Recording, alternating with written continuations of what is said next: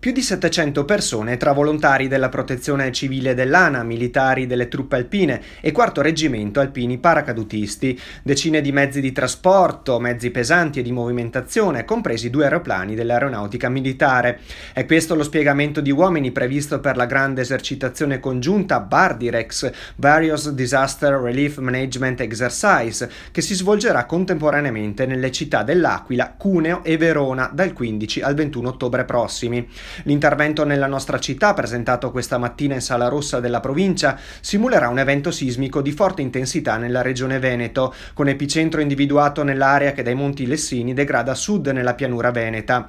In particolare una frana di grossa entità nella zona di Ferrara Montebaldo, con l'isolamento della popolazione, mentre nell'abitato di Caprino verrà allestito il famoso ospedale da campo, già medaglia d'argento al merito civile. Come fulcro principale è la zona di Caprino e tutta la zona circostante. L'avvenimento è legato a un evento ipotetico sismico sul Monte Baldo che ha interrotto alcune comunicazioni e reso non disponibili alcune strutture, tra cui quelle sanitarie, e quindi sperimenteremo operativamente anche il nostro ospedale a campo, che mi permetto di dire è un nostro fiore all'occhiello veramente.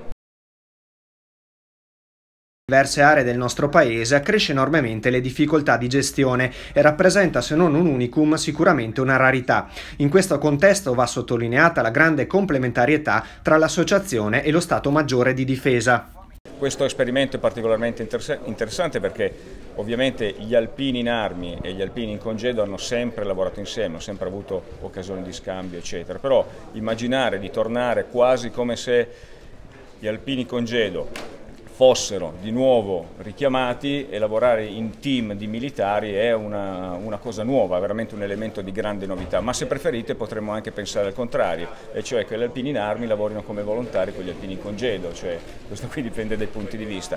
Queste esercitazioni poi sanciscono quello che per noi è qualcosa che c'è dentro nel nostro DNA.